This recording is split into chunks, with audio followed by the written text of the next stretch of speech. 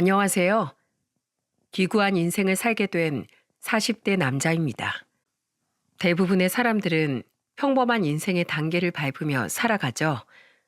평범한 부모님 아래에서 평범하게 태어나고 자라 인생의 동반자를 만나 아이를 낳고 기르며 살아가는 아주 자연스러운 단계 말입니다. 하지만 전 평범한 듯 하면서도 무엇 하나 결코 순탄한 법이 없던 인생을 살아왔습니다. 그중 2년 전 제게 일어났던 사건에 대해서 친구들과 지인들 그 누구에게도 차마 털어놓지 못했어요. 앞으로도 저는 쭉 그 비밀을 제 가슴 속에만 품고 살아갈 생각이고요. 그래도 딱 한 번 누군가에겐 제 이야기를 털어놓고 싶어 떨리는 마음을 무릅쓰고 이렇게 사연을 보내게 되었습니다. 저는 서울의 한 철물점집 외동아들로 태어났어요.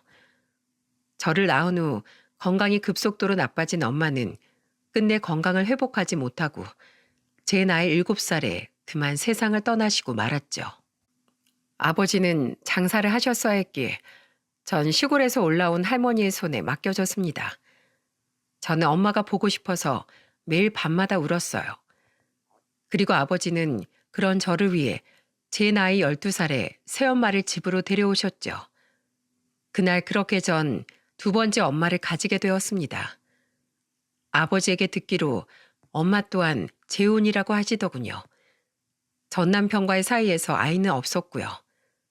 처음엔 조금 어색했지만 이내 엄마라는 말은 제 입에 찰싹 달라붙어 떨어질 줄을 몰랐습니다. 오래도록 그리워했던 엄마라는 존재가 너무 좋아서 저는 시도 때도 없이 엄마를 불러댔거든요. 엄마, 뭐 하세요? 엄마 저녁밥 하지. 저도, 저도 도와드릴게요. 저도 엄마랑 같이 하고 싶어요. 동욱이 네가? 그래, 그럼 식탁에서 콩나물 좀 다듬어 줄래? 어떻게 하는 거냐면, 저 엄마, 이번에 저 학교 운동회 하는데 와주실 수 있어요? 다른 애들한테 올해는 우리 엄마도 올 거라고 제가 자랑을 다 해놔서. 운동회라고? 우리 아들 보러 이 엄마가 당연히 가야지. 우리 동욱이 무슨 김밥 좋아해? 엄마가 도시락 싸가지고 우리 아들 응원하러 갈게. 이곳 사연들을 들어보면 참 나쁜 계모들이 즐비하던데 저희 엄마는 그렇지 않았습니다. 오히려 정반대였죠. 귀찮을 법도 했건만 엄마는 오히려 절 친아들처럼 아끼고 보살펴 주셨거든요. 하루하루가 행복했어요. 엄마를 얻은 제겐 세상 그 무엇도 두려울 것이 없었죠. 아버진 저를 끔찍이 아껴주는 엄마를 보며 무척이나 고마워하셨습니다. 저는 날이 갈수록 눈에 띄게 밝아졌고 할머니 또한 엄마를 귀한 딸처럼 아끼셨어요. 그리고 할머니는 마치 해야 할 숙제를 끝낸 듯 엄마가 집에 온 지 2년 만에 조용히 숨을 거두셨죠. 마지막까지 그토록 아끼시던 엄마의 손을 잡은 채로 말입니다. 엄마는 저를 마냥 오냐오냐 키우진 않으셨습니다. 한창 사춘기가 왔던 전 중학교 3학년 시절 나쁜 친구들을 따라 잠시 방황을 했던 적이 있어요. 친구들을 괴롭히진 않았지만 겉멋이 들어 노는 친구들을 따라 호기심에 술을 마시고 담배를 피웠죠. 그러다 한 번은 엄마에게 제대로 걸리고 만 겁니다. 그때 전 엄마에게 처음으로 매타작을 당해봤어요. 이놈의 자식아! 아! 어, 엄마, 아파요. 엄마는 제 등짝을 마구 후려치셨습니다. 그리곤 손이 퉁퉁 부은 채 화난 표정으로 앉은 엄마 앞에 무릎을 꿇고 연신 죄송하다고 잘못을 빌었죠. 엄마는 엄한 목소리로 제게 이렇게 말씀하셨어요. 동우가 왜 네 스스로 시간과 정성을 들여서 네 인생을 망치는 경험을 하니? 네가 잘못되면 그건 너뿐만이 아니라 네 아버지와 이 엄마의 가슴 또한 갈기갈기 찢어질 거다. 난 목숨보다 소중한 내 아들이 잘못된 길을 가는 걸 막기 위해서라면 얼마든지 회초리를 들 수 있어. 친구들하고 어울리는 거 좋지. 하지만 널 누구보다 아끼고 사랑해서 진심으로 조언하는 사람이 누군지 오늘 저녁에 곰곰이 생각해 보길 바란다. 그리고 그날 밤 늦게 퇴근하고 돌아오신 아버지에게도 호된 꾸짖음을 듣고 방으로 돌아가던 전 그만 보고야 말았습니다. 안방 침대에 힘없이 걸터앉아 흐느끼고 계시던 엄마를 말입니다. 그날 전 어린 마음에도 제가 무언가 큰 잘못을 저질렀다는 사실 하나만은 단단히 깨달았던 것 같아요. 그래서 그날 이후 전 호기심에 저질렀던 비행과 일탈 모두를 그만두고 다시 학업에 열중하게 되었죠. 저는 부모님의 지원과 도움으로 서울의 중위권 대학에 합격할 수 있었습니다. 아버지께서도 절 많이 도우셨지만 수험 생활 내내 헌신적으로 절 챙긴 엄마가 아니었다면 전 그 힘든 고3 생활을 버텨내지 못했을 거예요. 대학교 합격 통지를 확인한 후 제가 누구보다 먼저 달려가 꽉 안고 눈물을 터뜨렸던 사람도 바로 엄마였죠. 시간이 흘러 대학을 졸업한 전 공기업에 취업을 했습니다. 아주 평탄한 삶의 연속이었죠. 저는 대학 친구가 주선한 소개팅으로 만난 아내와 결혼에도 꼴이 날 수 있었어요. 직장인이었던 아내는 활기차고 착한 사람이었습니다. 아내의 모습을 가만히 보고 있노라면 어찌나 사람이 반짝반짝 빛나던지 전 아내를 보며 항상 제게 과분한 여자라고 생각했어요. 저희 부모님 또한 그런 아내를 무척이나 좋아하셨죠. 특히 엄마는 제가 아내와 본가에 갈 때면 항상 아내를 백년 손님 대하듯 귀하게 대해주시더라고요. 네 시할머니도 며느리였던 날 아주 귀하게 대해주셨지. 세아가 널 보니 수많은 과거의 기억이 떠오르는구나. 네, 네 손에 앞으로도 우리 집에선 물 한 방울 묻히지 않을 테니 모쪼록 자주 놀러 오렴. 목사님이었던 장인어른과 교회 전도사로 일하셨던 장모님 또한 절 친아들처럼 아껴주셨습니다. 평온한 결혼 생활 속에서 저와 아내는 귀여운 딸도 한 명 낳았어요. 아내 또한 처가댁의 외동딸이었던지라 양가에선 첫 손주의 탄생을 무척이나 기뻐하셨죠. 하지만 우리의 행복은 그리 오래 가지 못했어요. 딸아이가 돌도 되기 전 아내는 그만 난수암 사기 판정을 받고 말았거든요. 아내는 양가 식구들의 간절한 기도 속에서 수술을 받고 항암 치료를 받으며 투병 생활을 이어갔지만 결국 채 2년이라는 시간을 넘기지 못하고 세상을 떠나버렸죠. 고작 우리 딸의 나이 3살의 말입니다. 슬픔을 딛고 혼자 딸을 키워내야 했던 전 엄마의 권유로 부모님의 집에 다시 들어가게 되었습니다. 엄마는 직장 생활을 하는 저를 위해 우리 딸을 돌봐주셨고 다행히 7살이었던 저보다도 더 어린 나이에 엄마를 잃은 딸은 엄마의 존재를 기억하지 못했습니다. 딸은 초등학교에 들어가기 전까지 저희 엄마인 할머니의 지극정성으로 인해 엄마의 빈자리를 느끼지 못하고 밝게 자랐죠. 저는 아내가 세상을 떠난 후 자주는 아니어도 처부모님의 생신과 명절엔 딸을 데리고 항상 두 분을 찾아뵈었어요. 하지만 아내가 떠난 지 3년 뒤 장인어른은 조용히 저를 불러 이렇게 말씀하시더군요. 이쯤 하면 됐네, 강서방. 이제 그만 오게. 자네가 계속 우릴 찾아오면 자네만 더 힘들어. 우리 또한 우리 딸아이 생각이 나서 고통스럽긴 마찬가지고 서로의 평안한 삶을 위해 더는 서로 보지 않는 것이 나아. 우리 하영이만 모쪼록 행복하게 잘 키워주게. 그리고 자넨 아직 젊으니 우리 딸을 잊고 앞으로 새 인생 살아. 저는 엉엉 울며 장인어른께 이러시지 말라고 빌었지만 장인어른은 가슴 아픈 표정을 지으면서도 단호하게 절 밀어내시더군요. 장모님 또한 장인어른 곁에서 펑펑 울며 저에게 작별 인사를 고하셨죠. 그렇게 그날 이후 전 더 이상 두 분을 뵙지 못했습니다. 몇 번 더 두 분께 연락을 드렸지만 두 분은 더는 제 연락을 받지 않으셨어요. 너무 힘들었지만 저는 엄마의 끝없는 응원과 지지로 결국 다시 일어설 수 있었습니다. 그렇게 아내가 세상을 떠난 지 약 7년이라는 시간이 흘렀어요. 딸이 초등학교 3학년이었던 어느 날 엄마는 저를 불러 이런 말씀을 하시더군요. 동우가 넌 재혼할 생각 없니? 하영이가 초등학교에 들어가고 나서 부쩍 엄마의 빈자리를 많이 느끼는 것 같더구나.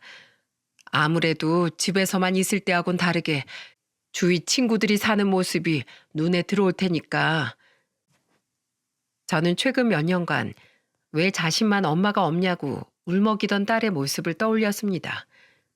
제가 쓰게 웃자 엄마는 말을 이으셨어요. 동우가 너도 알잖니.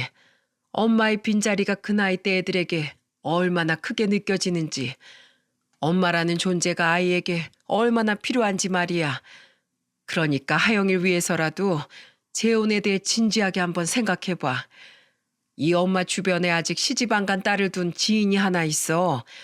그 딸이 결혼 생각이 없어서 여태 시집을 안 가서 그렇지. 내가 몇 번 보니 애가 참 바르고 착하더구나. 엄마가 주선해 줄 테니까 한번 만나봐. 어느새 얼굴에 주름이 많아진 아버지는 엄마 옆에 앉아 부록이 넘은 아들을 걱정하며 엄마의 말씀을 거두시더군요. 저는 저를 걱정하는 두 분의 마음과 엄마를 찾으며 울던 딸을 떠올리며 결국 알았다고 대답했죠. 그런데 엄마, 제가 집에 놀러 오시던 엄마 친구분들은 전부 배웠던 것 같은데 그분은 어느 이모 따님이에요? 그 중엔 없어. 아주 예전에 알고 지내던 지인 딸이야. 지금은 저기 어디냐. 전라도 시골에서 살고 있다는구나. 하도 멀리 살아서 통화만 하지 나도 잘 못 봐. 엄마의 말씀처럼 엄마 지인의 따님은 만나서 이야기를 나누어 보니 정말 예의 바르고 좋은 사람이었어요. 안녕하세요. 김주연입니다. 말씀 많이 들었어요. 뵙게 되어서 반갑습니다. 중소기업에 다니고 있다던 주연 씨는 저와 나이가 6살이나 차이가 나더군요. 저는 사별을 한 데다 나이도 많고 아이까지 있었던 터라 주연 씨가 너무 아깝게 느껴졌어요. 솔직한 심정을 털어놓는 제 말에 주연 씨는 이렇게 대답하더군요.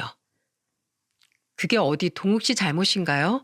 무작위로 사람을 골라서 불행을 주는 세상 탓이죠. 전 아직 동욱 씨처럼 그런 가슴 아픈 일을 아직 겪지 않은 사람일 뿐이고요. 누가 먼저고 나중이냐는 차이일 뿐 동욱 씨가 저에 비해 기우는 부분은 아무것도 없다고 생각해요. 항상 신중히 말을 골라 이야기하던 주연 씨의 현명함이 전 무척 좋았습니다. 그리고 8개월간의 만남 이후 제 나이 43, 제 딸의 나이 11살에 저와 주연 씨는 결혼식을 올렸어요. 그런데 이상하게 결혼식 날 아내와 저희 엄마는 마치 사연 있는 사람들처럼 눈물을 주룩주룩 흘리더군요. 정작 장인어른과 장모님은 아내를 보며 종일 환하게 웃고 계셨고 심지어 제가 처음 결혼할 때 엄마가 울긴 하셨어도 그 정도는 아니었거든요. 나중에 엄마에게 물으니 엄마는 멋쩍은 듯 웃으며 이렇게 말씀하셨죠. 네가 그동안 네 전처 보내고 많이 힘들어했던 게 생각나서 그랬던 것 같구나. 새아가야 뭐 결혼식 날 신부가 우는 게 드문 일도 아니지 않니? 새아가도 살아오면서 우여곡절이 많았겠지. 그렇게 우리는 저희 부모님 댁에서 신혼생활을 시작했습니다. 저는 딸을 데리고 분가를 하려고 했지만 아내가 먼저 제게 합가를 하고 싶다고 제안했죠. 전 어른들 모시고 사는 게 좋아요. 어릴 때부터 사람이 많이 북적이는 집안에 시집 가고 싶었거든요.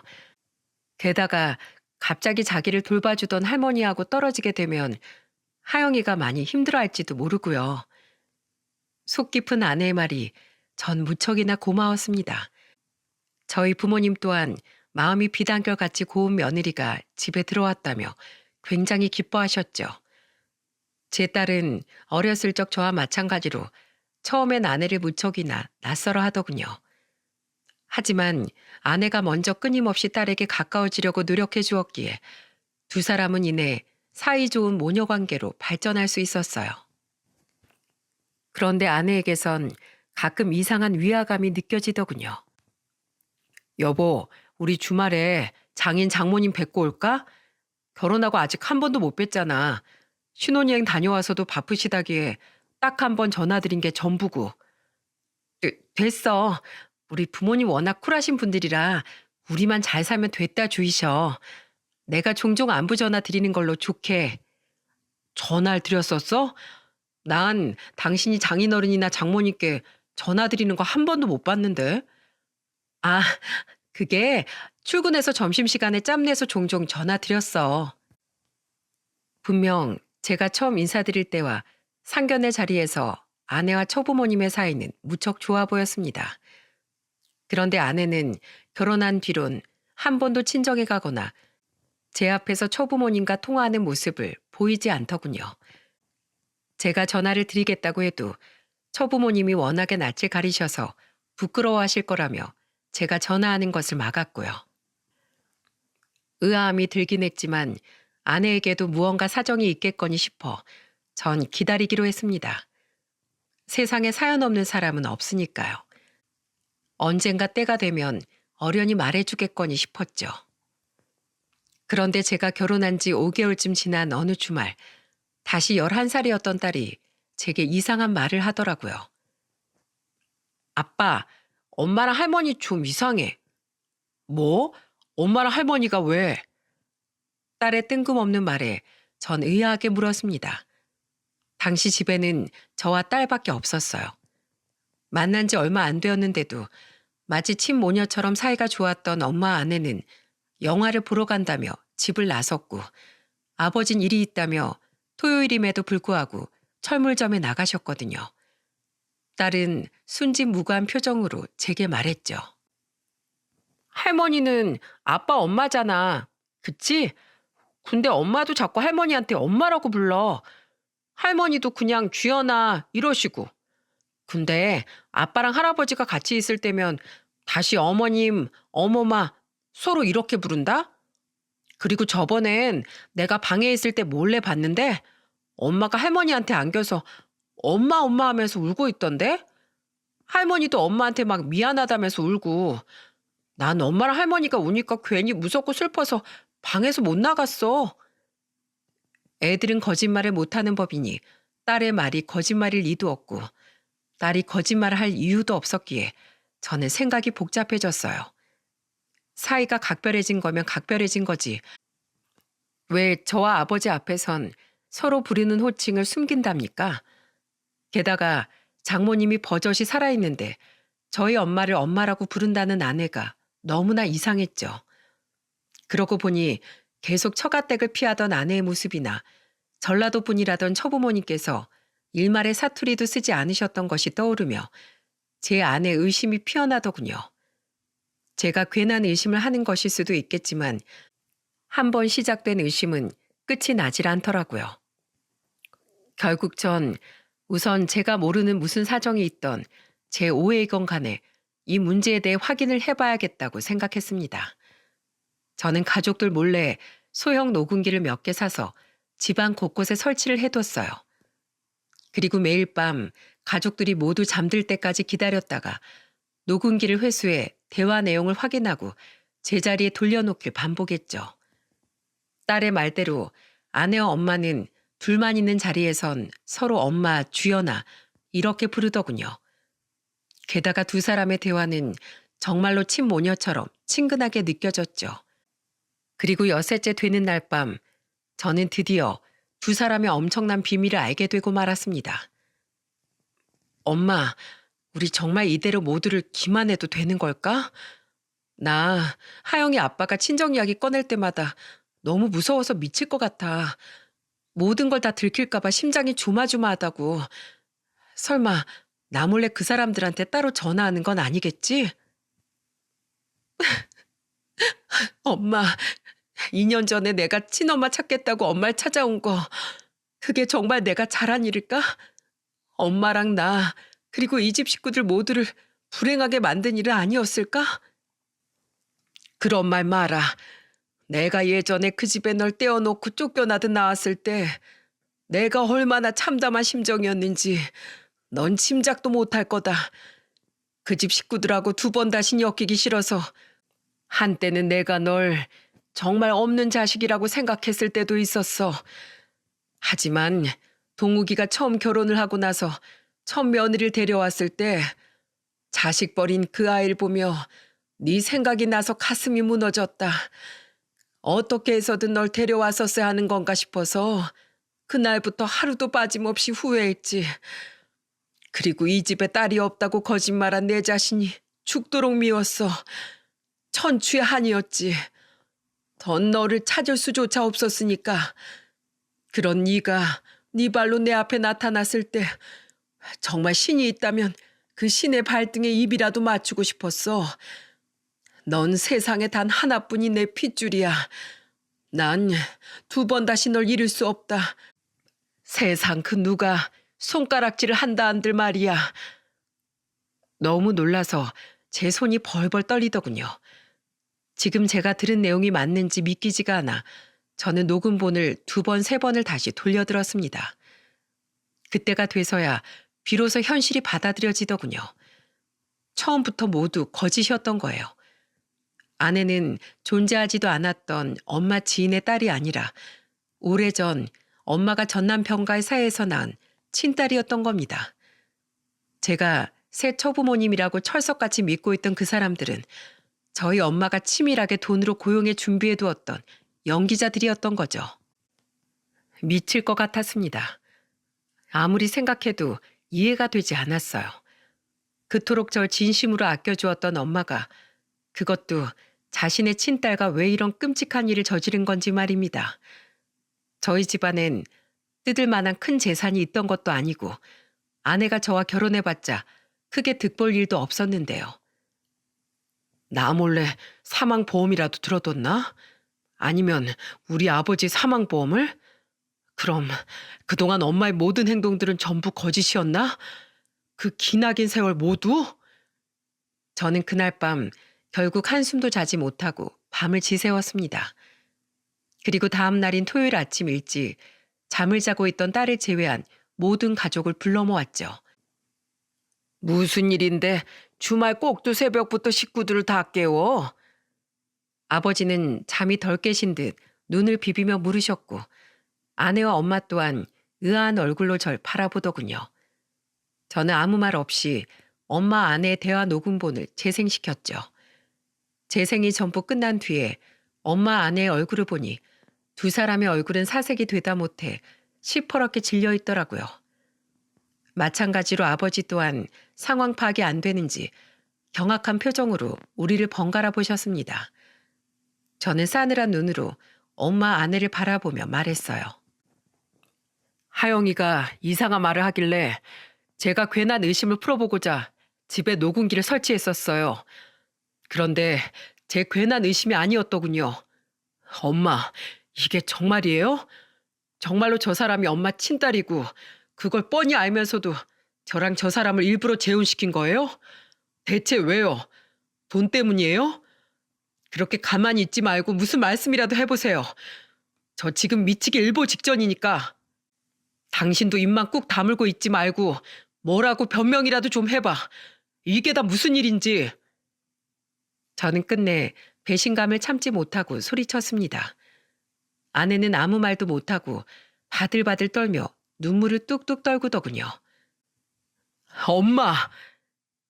제가 사나운 표정으로 엄마를 부르짖자 그제야 엄마는 눈을 질끈 감았다 뜨시더니 눈물을 흘리며 모든 진실을 털어놓으셨어요.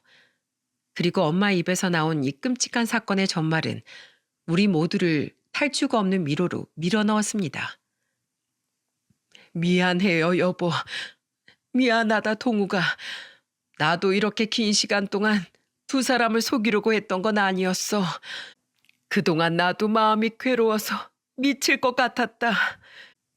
사실 난 전 남편과 전 시댁에게 학대에 가까운 시집살이를 당했어. 풍족한 집안이었던 시댁에선 고아나 다름없던 날 처음부터 탐탁지 않게 여겼단다. 나중에 알고 보니까 내 남편 또한 가족이 없던 날 거의 말 잘 듣는 몸종처럼 부리려고 그 집에 데리고 갔던 거더라고. 처음엔 그저 무시만 좀 하고 구박하던 시부모란 사람들은 내가 딸인 주연이를 낳고 더 이상 아이를 가지지 못하자 그때부턴 대놓고 날 멸시하더구나. 내가 늦잠이라도 자는 날엔 시부라는 사람이 날 발길질로 깨웠고 시모는 국이 맛이 없다며 내 얼굴에 뜨거운 국그릇을 집어던지는 게 일상이었지. 울면서 내가 제발 나가 살자고 전 남편에게 매달렸더니 전 남편 또한 나한테 손찌검을 하기 시작했다.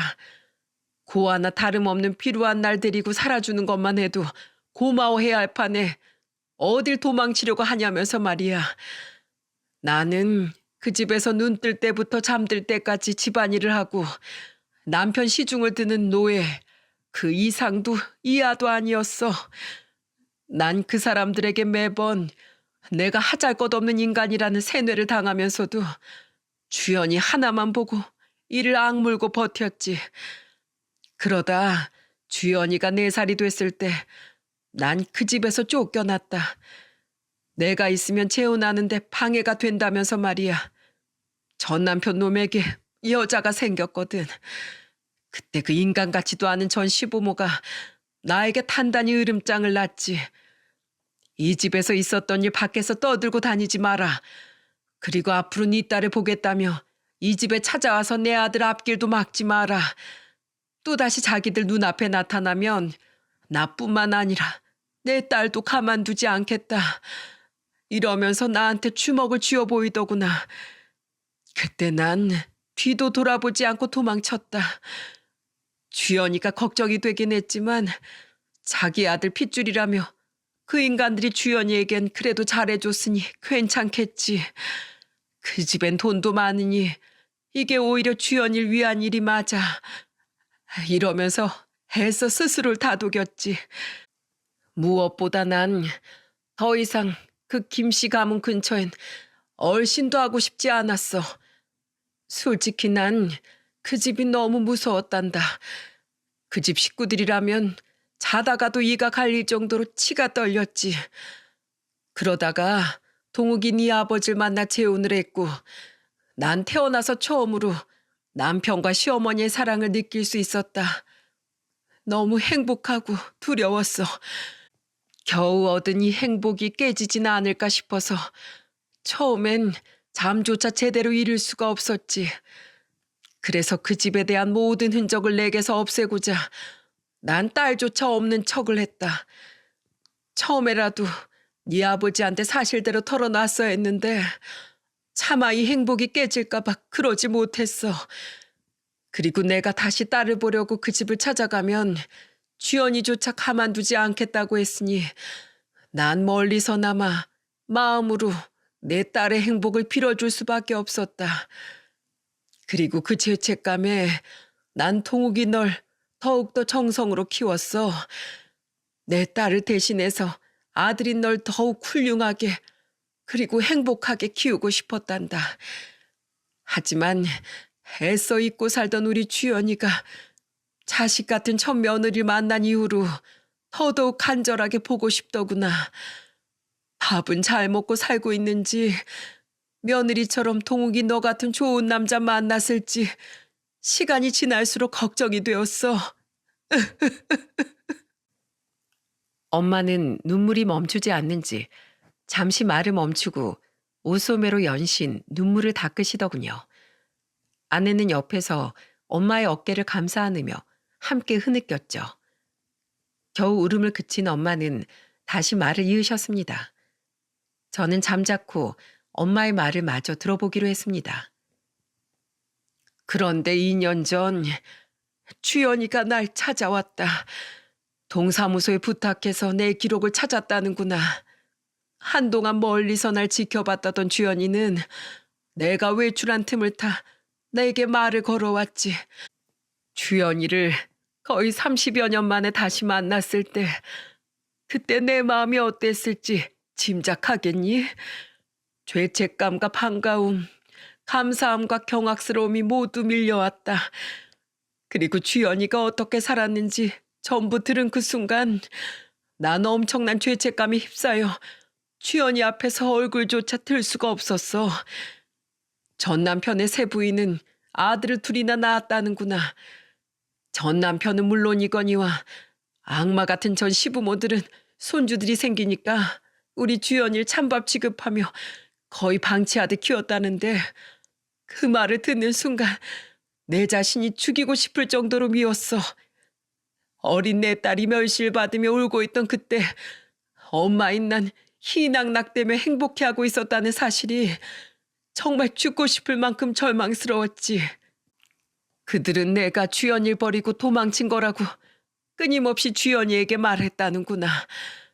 그런 버러지 같은 엄마를 찾는 건 용납 못한다며 주연이가 어른이 되어서도 날 못 찾게 막았어. 그렇게 애를 서럽게 과시하면서 키울 거면 나한테 진즉에 보내주기라도 하지. 정말 어떻게 인두겁을 쓰고 애한테 그런 짓을 할 수 있니? 때문에 평생 날 원망하며 살던 주연인 전 시부모란 인간들과 전 남편이 모두 세상을 떠난 뒤에 비로소 날 찾아왔던 거다. 정말로 그들의 말처럼 내가 자신을 버리고 떠난 건지 왜 자신을 버린 건지 꼭 날 찾아와서 묻고 싶었대. 그리곤 혹시 나도 자신처럼 죽은 전 시부모와 전 남편에게 쫓겨난 건 아닌지, 그래서 어쩔 수 없이 자신을 두고 떠난 건지 꼭 확인하고 싶었다더구나. 주연이 내게 물으며 펑펑 울었어. 자신은 끝없이 날 그리워했다면서 말이야. 난 주연이한테 그 집에서 내가 당했던 일들, 그리고 그들이 2번 다시 주연이 앞에 나타나지 말라며 으름장을 놨던 일들 모두를 털어놨다. 그제야 30년간 우리 두 모녀 사이에 있던 모든 오해가 풀린 거야. 그리고 펑펑 울며 주연이 앞에서 다짐했지. 2번 다시 널 혼자 두지 않겠다. 그동안 그 불행 속에 주연이 널 던져놓았던 죄에 대한 속죄를 내 어떻게든 하겠다고 말이야. 그런데 주연이를 내 곁에 데려오려니 이미 너무 오랜 시간 동안 너와 네 아버지에게 딸이 없다고 거짓말을 해왔던 터라 방법이 없더구나.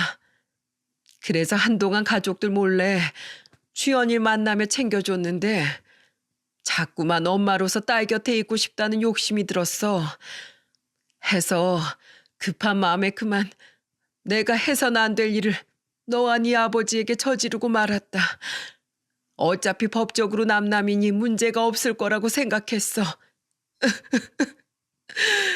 그런데 내가 그래서는 안 되는 거였다. 내 생각이 짧았어. 늦게라도 너와 네 아버지에게 솔직하게 전부 털어놓고 주연이를 내 딸이라고 밝힌 후에 그때 집에 데려오든 했어야 했던 거야. 전부 다 내 탓이다. 우리 주연인 계속 싫다고 했지만 내가 억지로 밀어붙인 거야. 그러니 제발 우리 불쌍한 주연이를 탓하지 말고 모든 원망의 화살은 내게로 돌려다오. 정말 미안하다. 내가 이기적인 마음에 너무 끔찍한 일을 저질러 버려서 결국 이렇게 모두에게 고통을 안겨주게 되었구나. 여보, 미안해요. 아니에요. 저도 엄마 곁에 있고 싶은 마음에 잘못된 걸 알면서도 엄마와 함께 그런 끔찍한 일을 꾸몄어요. 30년 동안 그 집에서 못 불렀던 엄마라는 이름, 이제라도 엄마 곁에서 마음껏 부르며 살고 싶어서 욕심부렸어요. 엄마 혼자의 잘못이 아니에요. 제가 엄마 앞에 나타나지만 않았어도 이런 일이 생기지 않았을 거예요. 여보, 아버님, 정말 죄송합니다. 엄마는 소파에서 내려와 무릎을 꿇고 오열하더군요. 아내는 함께 엄마의 옆에 무릎을 꿇고 흐느끼고 있었죠. 너무 처절한 사연에 저는 그 2사람에게 비난을 퍼부을 수도 그렇다고 위로를 건넬 수도 없었습니다. 그런 아픈 사연이 있었기에 2사람은 결혼식장에서 그토록 서글프게 울었던 거였어요. 저는 참담한 마음을 누르지 못하고 눈을 질끈 감으며 눈물만 흘렸습니다. 한참 동안 엄마 아내를 내려다보던 아버지는 테이블에 놓인 담뱃갑을 쥐어들고는 떨리는 걸음으로 베란다로 향하시더군요. 저는 그들을 내버려 두고 방으로 들어와 한참 동안 얼굴을 감싸고 절규했습니다. 이 걷잡을 수 없는 상황을 도대체 어떻게 풀어나가야 하는지 알 수가 없었어요. 2사람을 당장 이 집에서 쫓아낼 수도, 그렇다고 모든 걸 감사 않을 수도 없었죠. 세상 그 어떤 것보다 더한 막장이 제 인생에 일어났다는 사실이 믿기지가 않았어요. 그 뒤 아버지는 간단한 짐을 싸들고는 집을 나가셨습니다. 남해로 내려가 한동안 낚시를 하며 생각을 정리하고 싶다는 말만 남긴 채로 말이죠. 저 또한 차마 아내와 엄마의 눈을 똑바로 마주할 수가 없더라고요. 그들을 볼 때마다 배신감과 연민이 동시에 밀려왔거든요. 아내와 엄마는 애써 딸에게는 평소 같은 행동을 보였지만 이후엔 안방에서 쥐죽은 듯이 생활하더군요. 마치 처벌을 기다리는 죄인처럼 말입니다. 아버지가 남해로 떠난 지 일주일 정도 지난 날 아버지는 제게 전화를 거셨어요. 아버지는 오랜 고민 끝에 결국 결정을 내린 모양이시더군요. 동우가 어머니랑 네 엄만 어찌 지내고 있냐? 하영인 잘 있고? 두 사람은 그냥 안방에서 숨소리도 들리지 않을 정도로 조용히 지내고 있어요. 가끔 제게 무슨 말 하고 싶어 보이긴 하는데 그냥 전 외면하고 있고요. 아직 두 사람에게 무슨 말을 해야 하는지 도통 모르겠어서요. 하영이 앞에선 최대한 티를 내지 않으려고 하는데 집안 분위기가 이상한 걸 애도 아는지 자꾸만 제게 엄마랑 할머니랑 무슨 일이 있냐고 묻더라고요. 애한텐 또 어떻게 이야기해야 하는지 정말 미치겠어요, 아버지. 왜 우리한테 이런 일이 생긴 거죠? 아버지는 제 말에 한숨을 푹 내쉬더니 저에게 이런 말씀을 하셨습니다. 그리고 아버지의 말은 저에게 더욱 큰 고민을 안겨주었죠. 동우가 너만 괜찮다면 난 너희 엄마랑 하영 어멈 한 번만 용서해 주려고 한다. 물론 그 두 사람이 우리에게 저지른 일은 너무도 끔찍한 일이야. 나도 처음 며칠 동안은 당장 그 둘을 집에서 쫓아내려고 마음먹었어. 하지만 동우가 너도 알지 않니? 적어도 네 엄만 널 진심으로 사랑한다는 사실을 말이다. 적어도 난 네 엄마가 널 친자식에 버금가는 아니 그 이상의 애정으로 널 키웠다는 것만은 잘 알고 있어. 네 엄마가 자기 딸에게 못 준 애정을 대신 너에게 줬다고 한들 널 진심으로 자식으로 생각하지 않았으면 절대 너에게 그렇게 헌신하지 못했을 거다. 네 엄마가 아니었으면 네가 지금처럼 이렇게 훌륭하게 자라지도 못했을 거야. 그거 하나만은 내가 장담한다. 네 엄마가 홀로 괴로워하면서도 가족에게 최선을 다했던 30년이라는 세월을 잊지 말자. 더군다나 하영 어멈도 너와 하영이 그리고 나한테까지 정말 끔찍이 잘하지 않았니? 딱 봐도 느껴지더구나. 가족에 대한 애정이 정말 많이 굶주렸던 아이라는 게 말이야. 그래서 어멈이 자기 친정에 가지 않으려는 것도 아무 말 안 하고 그냥 지켜만 봤던 거다. 겉보기엔 좋은 사람들처럼 보였어도 자기 자식에게 모자란 애정을 주었을 거라고 내 짐작했었지. 결국 그 두 사람 모두 가짜였지만 말이야. 동우가 넌 내 말을 어떻게 생각하니? 너에겐 내 강요하지 않으마. 이건 나보다 너한테 더 중요한 문제니 말이다. 난 내일 아침에 첫 차 타고 올라갈 생각이다. 그때 우리 다시 이야기하자꾸나. 아버지가 통화를 끝낸 전 머리를 감싸고 한참을 고민했습니다. 어린 제 손을 잡고 환히 웃으며 함께 장을 보던 엄마의 모습. 절 혼낸 후 몰래 안방에서 울고 계시던 엄마의 가는 어깨들이 제 눈앞에 떠올랐죠. 게다가 제 딸이 잠들 때까지 옆에 누워 책을 읽어주다가 함께 잠든 아내의 모습과 아픈 제 과거를 듣고 한참 동안 눈물을 멈추지 못하던 아내의 우는 얼굴이 제 모든 기억을 덮어버리니 참을 수 없이 가슴이 아파왔어요. 그리고 다음 날 저는 첫 차를 타고 남해에서 올라온 아버지 외침에 잠에서 깼죠. 얘 동우가 어여 일어나 봐라. 네 엄마랑 하영 어멈이 사라졌다. 화들짝 놀라 아버지가 계신 안방으로 향하니 아버지는 망연자실한 표정으로 침대에 걸터 앉아 계시더군요. 안방은 아주 깔끔하게 정돈되어 있는 상태였고요. 어떻게 된 거야, 아버지? 두 사람이 사라지다뇨. 분명 어젯밤까지만 해도 두 사람이 집에 있는 모습을 봤었는데요. 아버지는 떨리는 손으로 제게 연습장을 찢은 듯한 쪽지 하나를 내밀었습니다. 그 쪽지엔 이렇게 쓰여 있었죠. 내 욕심으로 인해 우리 가정을 망친 것 같아. 너무 미안해요, 여보. 이렇게 큰 죄를 짓고 더는 두 사람 앞에 얼굴을 들고 살아갈 수가 없어서 새벽을 틈타 주연이와 함께 조용히 떠납니다.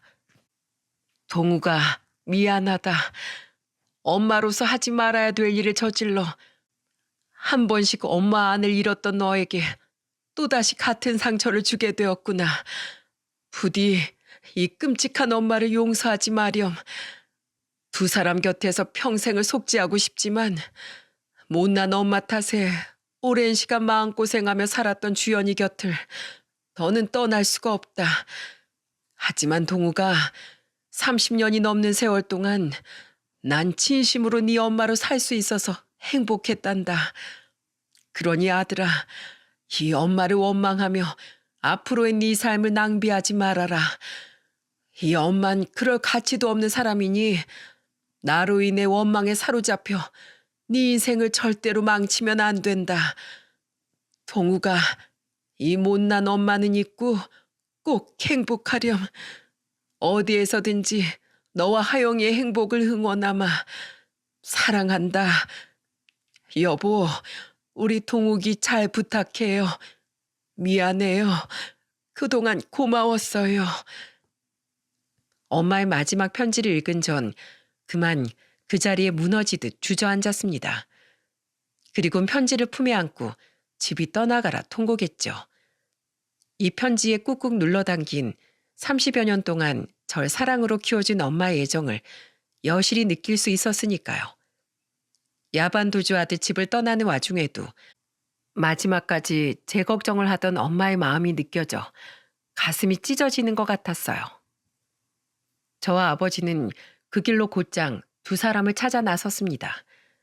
저는 회사에 휴가를 내고 아버지는 가게 문을 닫고서 번갈아 가며 딸을 돌봤죠. 아내는 회사까지 그만두고 잠적을 했다더군요. 그리곤 하루에 30통이 넘는 부재중 전화를 엄마 아내에게 남겼어요. 하지만 두 사람은 끝내 아버지 전화도 저의 전화도 받지 않았고 저는 두 사람을 찾아다닌 지 일주일 후 마지막이라는 생각으로 간절함을 담아 엄마에게 문자를 남겼습니다. 엄마, 너무 보고 싶습니다. 제발 절 떠나지 마세요. 그리고 엄마는 저와 아버지가 두 사람을 찾다 못해 절망감에 지쳐갈 무렵 드디어 제게 전화를 주셨습니다. 집을 나가신 지 정확히 열흘 만이었죠. 동우가, 엄마 지금 어디세요? 제가 아버지랑 얼마나 찾아다녔는지 아세요? 제가 지금 당장 엄마 계신 곳으로 갈게요. 엄마는 강원도의 한 바닷가에서 아내와 함께 머물고 계셨더군요. 저는 아버지께 딸을 부탁하곤 곧장 강원도로 향했습니다. 두 사람은 약속된 장소에서 초조하게 서성이고 있었어요. 저는 그들을 보자마자 차에서 내려 두 사람에게 뛰어갔죠. 그리곤 어색하게 절 부르는 엄마와 아내를 양팔로 부둥켜 안았습니다. 엄마, 여보. 두 사람은 잠시 당황한 듯 얼어붙었지만 이내 절 끌어안고는 펑펑 울더라고요. 동우가, 이 엄마가 정말 미안하다. 여보. 저는 제가 품에 안지 않으면 두 사람이 또다시 제 눈앞에서 사라지진 않을까 두려워 목 놓아 울면서도 두 사람을 더 세게 끌어안았습니다. 그렇게 우리 세 사람은 눈물의 상봉식을 마친 후에 다 함께 서울의 집으로 돌아오게 되었죠. 집에서 두 사람을 초조하게 기다리던 아버지 또한 엄마를 끌어안으며 한참을 흐느끼시더군요. 아이고, 이 바보 같은 사람아. 돈 한 푼 챙기지 않고 겁도 없이 어디로 떠났었단 말이야. 미안해요, 여보. 도무지 당신과 동욱이를 볼 염치가 없어서 이대로 우리가 조용히 사라지는 게 두 사람을 위한 최선이라고 생각했어요. 죄송해요, 아버님. 내가 다 품어줌세. 당신이 우리에게 최선을 다했던 그 시간, 이제 내가 그대로 갚아줄게. 주연일 내 며느리이자 자식처럼 품고 살아갈 테니 더는 나와 우리 동욱이 곁을 떠날 생각하지 말어. 아내는 끌어안고 우는 부모님을 보며 옆에서 함께 흐느끼고 있더라고요. 저 또한 또다시 흐르는 눈물을 꾹꾹 눌러 닦았죠. 엄마는 아버지의 품에서 벗어나 저를 보고는 눈물을 흘리며 물으시더군요. 아휴, 정말로 나랑 주연이가 이 집에 네 아버지와 네 곁에 있어도 괜찮겠니? 이렇게 끔찍한 잘못을 저지른 우리가 이젠 제가 엄마도 집사람도 둘 다 지켜줄 거예요. 엄마가 그동안 이 사람 대신 저한테 헌신했던 그 시간들, 그 은혜, 이젠 제가 두 사람에게 갚아 나갈게요. 그러니까 엄마, 더 이상 혼자서 괴로워하고 슬퍼하지 마세요. 여보, 당신도 이제 더는 혼자 마음 졸이며 살지 마. 그동안 정말 마음고생 많았어. 여보, 고마워요. 진심으로 고맙고 미안해요. 앞으로 평생 당신하고 아버님, 그리고 우리 하영이를 위해서만 살게요. 그렇게 우리 다섯 식구는 2년이 지난 지금 언제 그런 일이 있었냐는 듯 다시 평화를 되찾아 잘 지내고 있습니다. 당시 아버지는 혹시 모를 상황을 위해 친구 집에 놀러 가고 싶다는 저희 딸을 그 친구 집에 맡기셨었다고 해요. 참으로 아버지의 해안이었죠. 어리다곤 하나 사리 분별을 할 수 있던 나이의 딸이 당시 상황을 봤었다면 우리 딸에게 설명 못할 큰 상처를 안겨주었을지도 모르니까요. 2년 전 다행히 사표를 철회할 수 있었던 아내는 요즘 직장을 다니면서도 초등학교 6학년이 된 딸아이의 조기 교육에 열심히 일합니다. 딸아이가 공부에 대한 욕심이 남달랐기에 벌써부터 중학교 2학년 과정을 배우는 종합학원에 딸을 보내고 자신도 학부모로서 입시를 어떻게 준비해야 하는지에 대해 열심히 공부하고 있죠. 자식을 잘 되게 하는 건 파라리 부모 몫이라면서 말입니다. 아내는 겪을수록 엄마의 좋은 점만을 빼닮은 착하고 좋은 사람이더군요. 저희 아버지께선 최근 철물점을 정리하셨습니다. 엄마의 가슴 아픈 과거를 듣고는 앞으로는 더 나이가 들기 전에 엄마를 위해 더욱 많은 시간을 쓰고 싶으시다면서요. 이후 두 분은 요즘 이곳저곳 놀러 다니며 노후를 즐기고 계십니다. 한두 달에 한 번은 다섯 식구 모두 다 같이 근교로 여행을 다니기도 하며 우리는 가족 간의 우애를 더욱 돈독히 만들고 있죠. 단 하나 달라진 점은 더 이상 아내는 저희 엄마를 엄마라고 부르지 않는다는 겁니다. 대신 모든 며느리들이 그리하듯 어머님이라고 부르더군요. 제가 그 이유를 물었더니 아내는 희미한 미소를 지으며 이렇게 말했습니다. 어머님도 엄마라는 뜻은 마찬가지니까 그걸로 만족하려고요. 내 욕심 때문에 하영이에게 더는 혼란을 주고 싶지 않아요. 하영이 엄마가 되려면 제가 가진 것 중 하나는 마땅히 포기할 줄 알아야죠. 제가 지금 누리고 있는 이 행복이 얼마나 과분하고 감사한 일인지 충분히 알고 있거니와 지금은 하영이 엄마로서의 내 삶이 더 중요해요. 많은 분들은 이렇게 생각하실 겁니다. 아무리 친엄마는 아니어도 어떻게 엄마의 딸과 결혼 생활을 이어갈 수 있냐고요. 저 또한 마찬가지였기 때문에 오랜 시간 동안 괴로운 고민을 했었죠. 하지만 엄마 아내가 눈앞에서 사라진 순간 깨달았네요. 반평생을 저를 위해 헌신했던 엄마에 대한 사랑과 은혜를 전 절대로 외면할 수 없다는 사실을 말입니다. 저는 앞으로 더는 아무 생각하지 않고 지금 제 곁에 있는 저희 가족의 행복을 최선을 다해 지켜나갈 생각이에요. 제 딸은 제 아내와 엄마의 사이가 특별히 돈독한 고부 사이인 줄로만 알고 있습니다. 우리 가족은 딸을 위해서 딸뿐만 아니라 그 누구에게도 말하지 않고 이 기구한 비밀을 영원히 안고 살아갈 생각이죠. 아무에게도 할 수 없었던 긴 이야기를 이곳에서나마 털어놓으니 조금 가슴이 후련해지는 것 같기도, 한편으론 제가 안고 있는 이 비밀이 더욱 무겁게 느껴지기도 하네요. 하지만 여러분, 부디 저희를 손가락질하지 마시고 아주 조금만 너그럽게 마음을 써주셔서 어렵게 지킨 저희 가족의 행복을 빌어주시면 진심으로 감사하겠습니다. 마지막으로 이 사연에 등장한 이름들은 모두 만약을 위해 가명을 사용하였음을 양해 부탁드립니다. 제 사연을 들어주신 많은 분들께서 언제까지나 행복하시길, 여러분의 가정엔 그 어떤 불화도 없이 항상 평온하시길 빌게요. 제 이야기를 들어주신 모든 분들께 감사를 전합니다.